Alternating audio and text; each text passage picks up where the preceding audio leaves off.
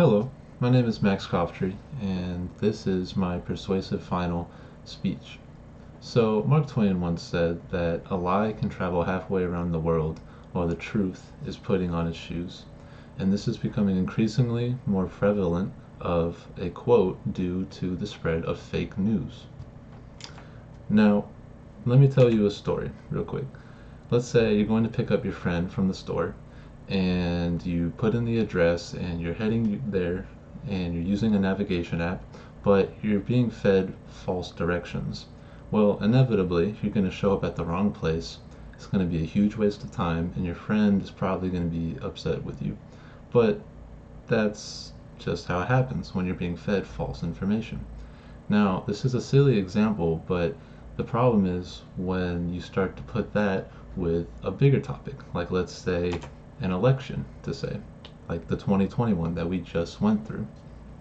Now, it's crazy to think about, oh, maybe I'll just show up at the wrong store, but what if you're voting for, let's say, the wrong candidate, just based off of the news that you've been shown just derails their beliefs or promotes something that is fake? Well, then you'd be voting for the wrong candidate because what you actually believe would be being supported by someone else, but you just didn't have the right information.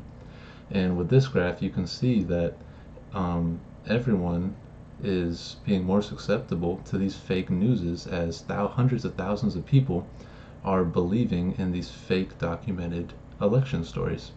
And this is becoming increasingly more dangerous just due to the sheer volume of people who get their news off the media rather than through mainstream networks.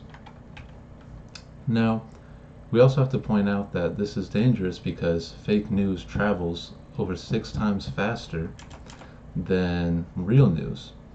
And this is due to the fact that fake news is addictive. They're marketing it to get a reaction out of you, and most of the time they are successful. And the even scarier part about this is that these agencies are getting even better at making their news come off as real, as surveys show that people who get a list of fake and real news, over half of them can't tell the difference. And also that the fact that it spreads faster, and that it's affecting even more than just elections, but it's affecting people's mental health in a way as well, as tons of teens are on these social media apps now with Snapchat and Instagram, and they're looking at these pictures with filters on them, and they're not realizing that it's okay to not have these perfect images of yourself. And when they can't tell the difference between this perfect image and reality, they become depressed, they become anxious, they lose sleep, and it's just a super downhill trend from there. And there's even more research that shows how social media has a direct impact in how much kids are sleeping, and then this leads to memory loss. It goes into poor academic performance, and it's just this domino effect that just keeps spiraling. Now, I know that this all sounds terrible, but things always come with solutions. And of course, there is a way to combat this, and it's not overly complicated. It's actually very simple.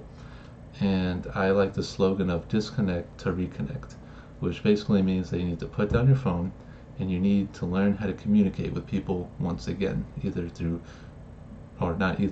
just simply talking to people face to face. And more importantly, you need to find people who have your own opinions, and you actually need to distance yourself from them.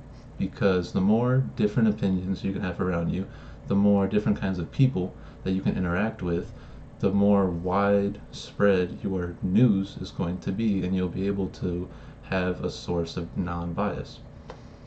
Now, you also have to be skeptical of news sources, which I know is a weird thing to say, but you really just need to start fact checking.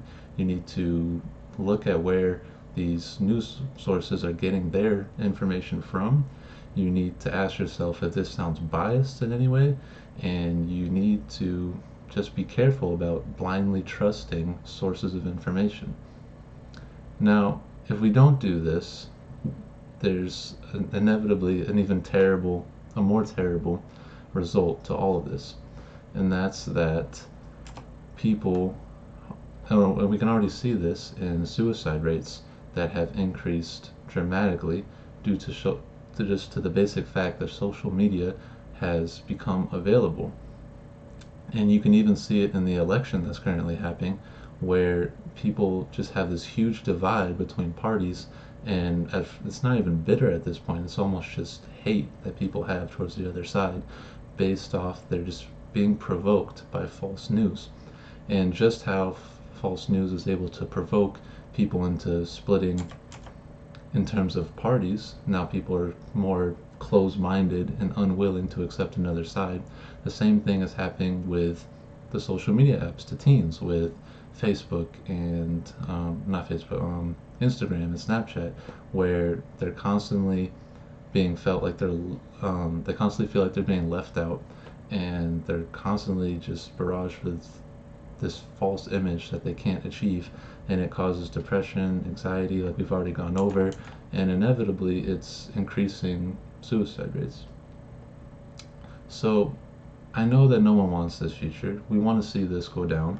We want to see that people are more aware of being convinced or tricked by false news, and we want to see that people are more open-minded and able to just communicate with each other in a way that's not toxic. And false news is a virus, but we have to remember, in summary, that we are the only thing that's allowing this virus to continue, and we can fight it as long as we just come together and are mindful that it's happening and work to prevent it. We just have to not have we can't be susceptible. We have to fact check. We have to communicate with each other, and we have to put down our phones. You have to have more people with different opinions other than yourself, and you have to remember that it's okay to disagree. And more importantly, you have to disconnect to reconnect. So that's the end of my presentation. Again, my name is Max Coughtry, and thank you all. You've been a wonderful audience.